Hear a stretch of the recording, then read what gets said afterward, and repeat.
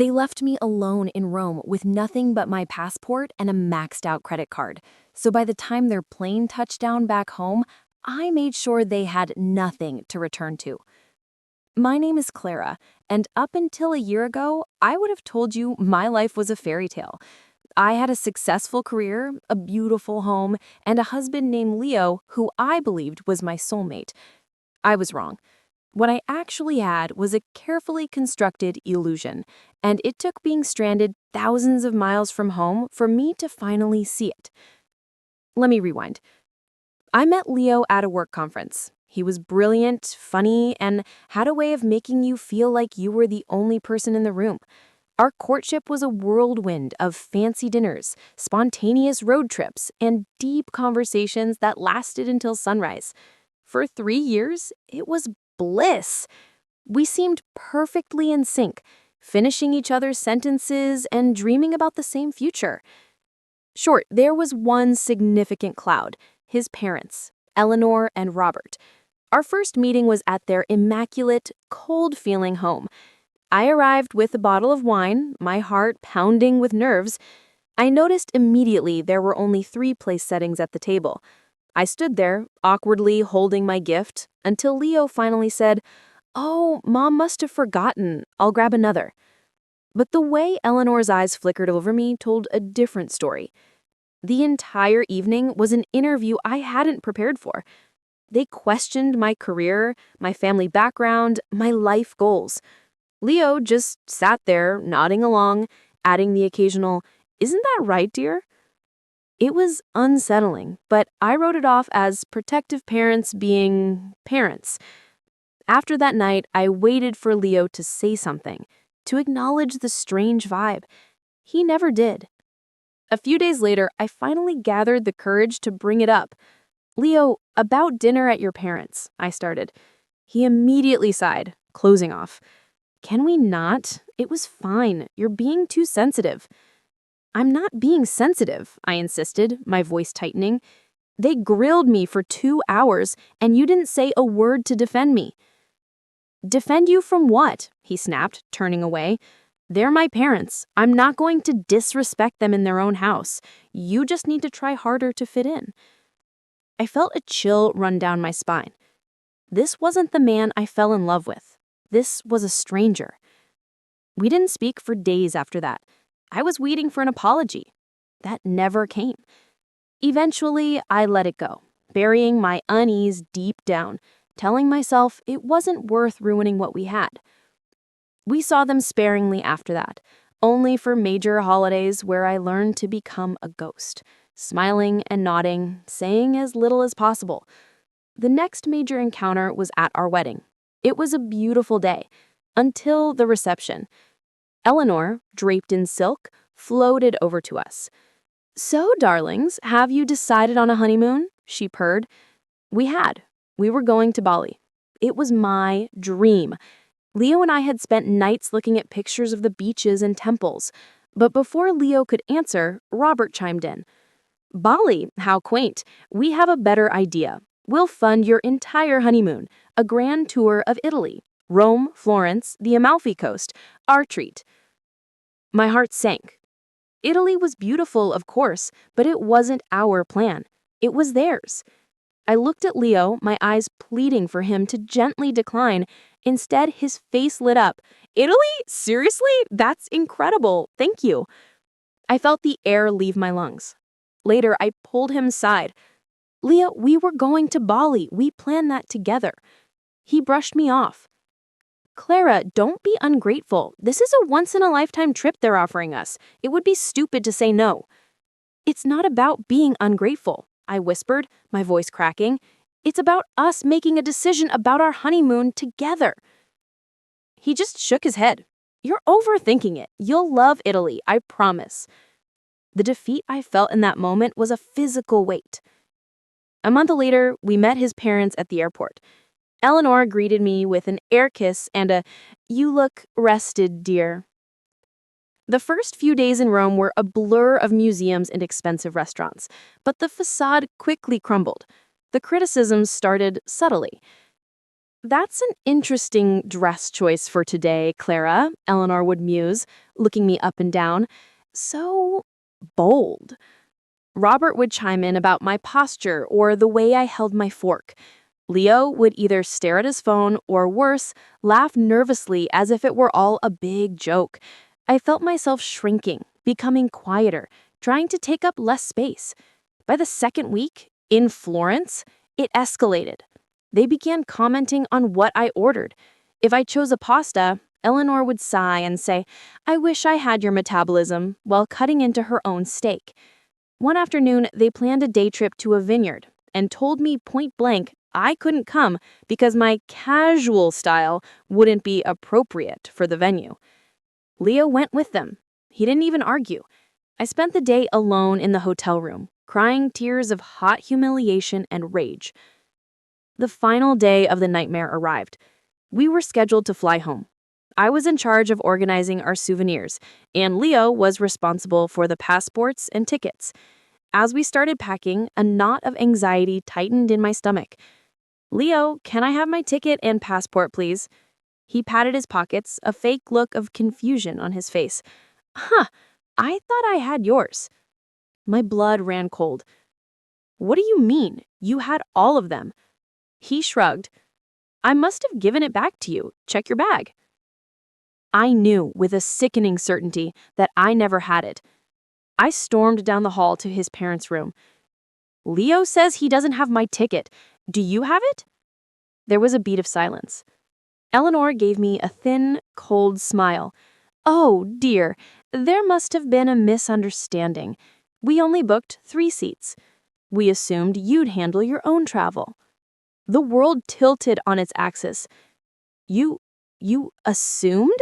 How could you forget one ticket for your son's wife?" Robert stepped forward, his voice dripping with condescension. "It's not our responsibility to manage your travel arrangements, Clara. You can book another flight. I'm sure you'll figure it out." I turned to Leo, who had finally appeared in the doorway, unable to look me in the eye. "Leo, say something, please." This was the moment he would finally choose me. He shuffled his feet, staring at the floor. "My parents, they dreamed their retirement to pay for this trip, Clara. I can't just abandon them now." The words were a physical blow. "Abandon them?" I choked out. "They're abandoning me. You're abandoning me." He just shook his head, mute. As they gathered their bags to leave for the airport, I made one last desperate plea. "Leo, don't do this. Don't leave me here alone." He walked past me, his shoulder brushing mine, and didn't look back. Eleanor gave me a little wave, her smile triumphant. I stood in that hotel hallway, watching the 3 of them disappear around the corner, the reality of my situation crashing down on me. I was utterly and completely alone. In the crushing silence of that hotel room, a switch flipped inside me. The tears dried up, replaced by a cold, clear fury. I would not be their victim. I would not break. I would break them. And I knew exactly how. You see, Leo's family wasn't as wealthy as they pretended. A few years prior, they'd taken out a massive mortgage on a new property. When they retired, they transferred the debt to Leo, whose income wasn't enough to handle it. With my excellent credit and higher salary, I had volunteered to take over the payments. It was supposed to be temporary, but month after month, it became my sole responsibility. Leo had stopped contributing entirely, claiming he was getting back on his feet and investing. I had been funding the very roof over his and his parents' heads. It was time to make that roof mine. I called my older sister, Maya. Her husband, David, was a brilliant real estate attorney. I was sobbing so hard I could barely speak. "Maya, they left me. In Italy. I have no ticket home." Her response was immediate and fierce. "What? Clara, I'm booking you a flight right now. Give me your details." Once the flight was confirmed, my voice steadied. "There's more. The house. I've been paying the mortgage. For almost a year, Only me. David got on the line, his tone sharp and focused. Clara, listen to me. If you can prove you are the sole payer on that mortgage and your name is on the deed, we have a very strong case for sole ownership. He essentially gifted you his share by default. We can have him and his parents legally evicted. The clarity was like a lightning strike. He was using me, I whispered, the final piece of the puzzle clicking into place. I know, David said, not unkindly. And now you're going to use the law. Get home, we'll handle everything. The flight home was a surreal haze. I cried, I slept, I stared blankly at the seatback screen. But underneath the exhaustion was a steely resolve. I landed hours before their flight was due. I drove straight to the house. My house. Using the spare key hidden in the garage, I walked in. The air was still, the silence deafening.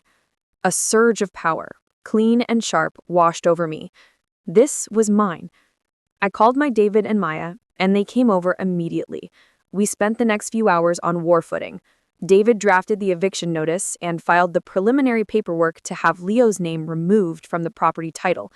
I hired the most ruthless divorce lawyer I could find. With every signature, I felt a piece of my soul stitching itself back together. I tracked their flight. They had a long layover in Frankfurt. Perfect. I had time. I took a shower, changed into my sharpest business attire, and waited. My heart wasn't pounding with fear anymore. It was beating with a steady, determined rhythm. I heard the key in the lock around 10 p.m. They walked in, looking tired and rumbled from travel. Leo saw me first, standing in the center of the living room, his face contorted in confusion and annoyance. Clara, what are you doing here? How did you get back? I didn't smile. I live here. He scoffed. What are you talking about? This is my house. No, Leo, I said, my voice calm and level. It's mine. I have paid the mortgage on this property, by myself, for the last 11 months. Your name has been removed from the title. As of today, you and your parents are trespassing. The color drained from his face. Eleanor let out a strangled gasp. You lying little... The eviction notice is being formally served tomorrow. I suggest you gather your essentials and leave tonight, or I will call the police and have you removed for trespassing. The shock in the room was palpable. Leo sputtered, You can't do this. We can work this out. This is a mistake. I reached into my bag and pulled out the thick envelope. There's no mistake, Leo. Only consequences. These are for you. I handed him the divorce papers. His hands trembled as he took them. You'll be hearing from my lawyer, I said. Now get out of my house. Watching them shuffle out, defeated and shell-shocked, was the most profound closure I could have ever imagined. There was no screaming, no dramatic scene, just the quiet sound of the lock turning behind them. The divorce was finalized relatively quickly. Leo tried to fight it at first, but his finances were a house of cards without my support, and he couldn't afford the legal battle. The last I heard, he and his parents were all crammed into a small rented apartment across town. Eleanor and Robert had to come out of retirement. Do I feel guilty? For a split second? Sometimes, a flicker of the old me wonders. But then I remembered the look on Leo's face when he walked away from me in that hotel. I remembered the smug wave from his mother. They showed me no remorse. They showed me I was disposable. So I disposed of them from my life and from the home I paid for. Healing from that level of betrayal is a journey I'm still on, but I wake up every day in my house with my freedom and a peace I never knew was possible. They thought they could leave me with nothing, but they were wrong. They left me with everything I needed to rebuild a life that was truly, completely my own.